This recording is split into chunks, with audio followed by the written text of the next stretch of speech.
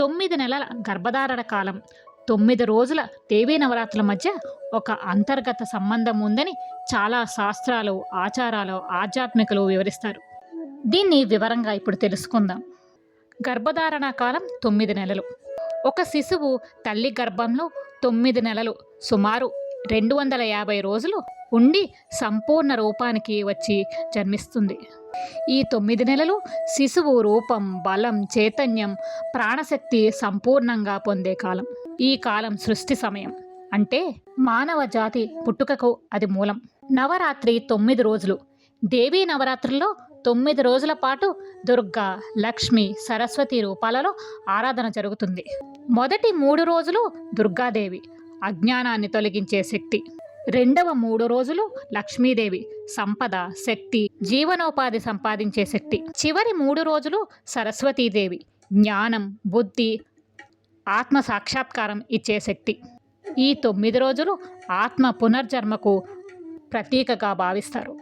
ఇందులో ఉన్న రహస్య సంబంధం ఏమిటంటే 9 నెలలు అంటే భౌతిక జననం, 9 రోజులు ఆధ్యాత్మిక జననం. శిశువు గర్భంలో రూపం దిద్దుకోవడానికి 9 నెలలు అవసరం అవుతున్నట్లుగే మనసు, ఆత్మలో శక్తిని మేల్కొల్పడానికి 9 రోజులు అవసరం. గర్భధారణలో తల్లి ప్రతి నెల శిశువుకి వృద్ధి కలిగిస్తే, నవరాత్రుల్లో ప్రతిరోజు భక్తునికి ఆత్మబలం, జ్ఞానం, విశ్వాసం పెరుగుతుంది. 2 స్త్రీ శక్తి ఆధీనంలోనే ఉంటాయి. గర్భధారణలో తల్లి శక్తి, నవరాత్రుల్లో ఆదిపరాశక్తి. నవరాత్రి పండుగ అనేది మనలోని శక్తిని మేల్కొల్పే గర్భధారణ లాంటిది. 9 రోజుల ఉపవాసం, పూజ, ధ్యానం, శ్రద్ధ ద్వారా భక్తుడు కొత్త జీవితానికి పునర్జన్మను పొందుతాడు.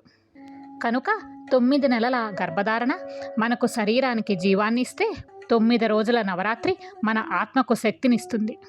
9 నెలలు శరీరానికి జననం, 9 రోజుల ఆత్మకి జననం. 2 మాతృశక్తి మహిమే.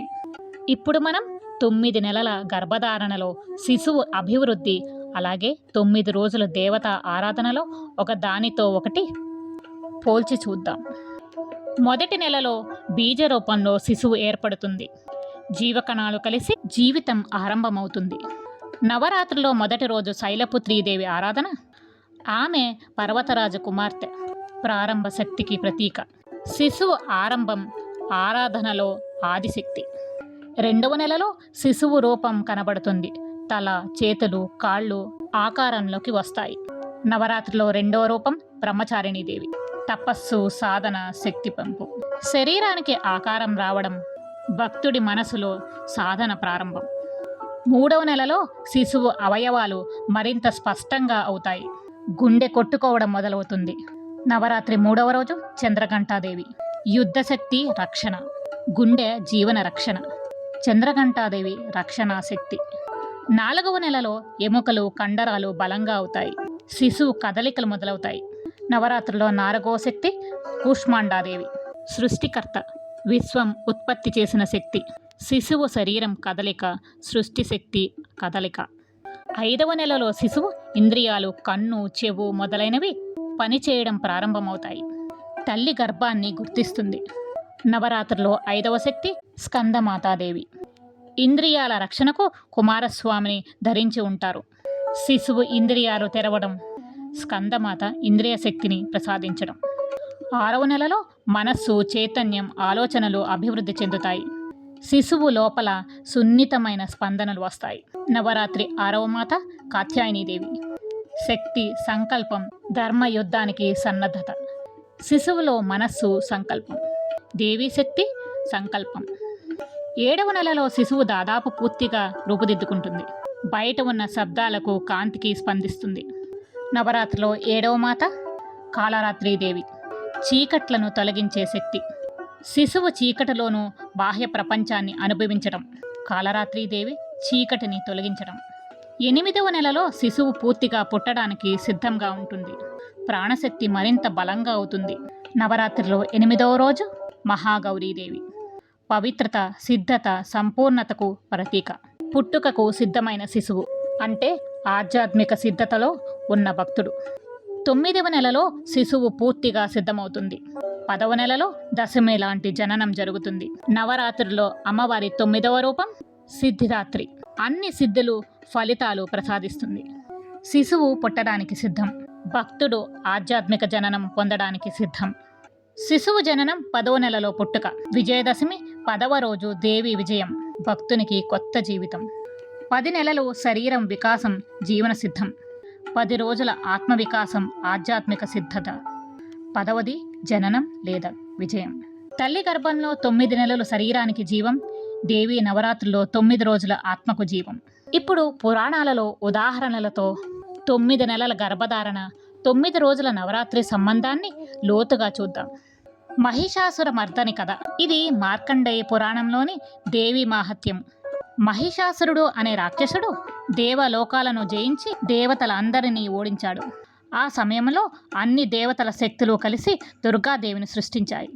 ఆమె 9 రోజుల పాటు మహిషాసురునితో యుద్ధం చేసి 10వ రోజున అతన్ని సంహరించింది. అదే విజయదశమి. శిశువు గర్భంలో 9 నెలల పాటు అభివృద్ధి చెంది 10వ నెలలో జన్మిస్తాడు. దుర్గాదేవి కూడా 9 రోజులు పోరాడి 10వ రోజున విజయం సాధించింది. రెండు ఒకే రహస్యాన్ని సూచిస్తాయి. 9 సిద్ధత, 10 కొత్త జీవితం, విజయం. దేవి మహాత్యం మార్కండేయ పురాణంలోని ఇంకో కథను కూడా తెలుసుకుందామా? సూరధరాజు సమాధి వ్యాపారి కథ. సూరధుడు అనే రాజు తన రాజ్యాన్ని కోల్పోయి, సమాధి అనే వ్యాపారి కుటుంబాన్ని కోల్పోయి బాధలో ఉన్నారు. వారు మొదసును అనే మహర్షిని కలవగా మహర్షి వారికి దేవి నవరాత్రి వ్రతం చేయమని సూచించారు. వారు 9 రోజులు భక్తి శ్రద్ధలతో అమ్మవారిని ఆరాధించి 9వ రోజున మంచి ఫలితాన్ని పొందారు. సూరధుడు తిరిగి తన రాజ్యాన్ని పొందాడు. సమాధి మోక్షాన్ని పొందాడు. గర్భంలో శిశువు 9 నెలలు శ్రమపడి 10వ నెలలో జీవితం పొందినట్లే. భక్తుడు 9 రోజులు దేవిని ఆరాధించి 10వ రోజు కొత్త జీవితం ఫలితం పొందాడు. గర్భోపనిషత్ ప్రకారం 1వ నెలలో శిశువు గర్భంలో బీజ రూపంలో ఉంటుంది. 3వ నెల నాటికి తల, చేతులు, కాళ్ళు రూపం పొందుతాయి. 6వ నెలలో మనస్సు, చైతన్యం అభివృద్ధి చెందుతుంది. 9వ నెలలో శిశువు సంపూర్ణంగా సిద్ధమై 10వ నెలలో జన్మిస్తాడు. ఇది దేవీ నవరాత్రిల 9 రోజుల ఆరాధనలో ఉంటుంది. మొదటి రోజు శరీర శుద్ధి, దుర్గా రూపం. మధ్య రోజులు ఆర్థిక శక్తి, అభివృద్ధి, లక్ష్మీ రూపం. చివరి రోజులు జ్ఞానం, ఆత్మ సాక్షాత్కారం, సరస్వతి రూపం. 10వ రోజు పునర్జన్మ, విజయదశమి. దీనికి సంబంధించి రామాయణంలో కూడా ఒక ఉదాహరణ ఉంది. రాముడు రావణ యుద్ధానికి ముందు ఆశ్వేజ మాస నవరాత్రుల్లో దుర్గాదేవిని ఆరాధించాడు. 9 రోజుల పూజ తర్వాత 10వ రోజు విజయదశమి రోజు రావణుడిపై విజయం సాధించాడు.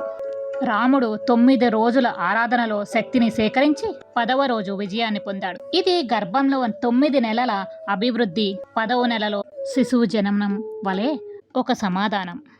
అంటే దేవీ నవరాత్రి ఆధ్యాత్మిక గర్భధారణ కాలం. 9 అంటే శ్రమ, సిద్ధత, సాధన. 10వది జననం, విజయం, మోక్షం. శ్రీమాత్రే నమః.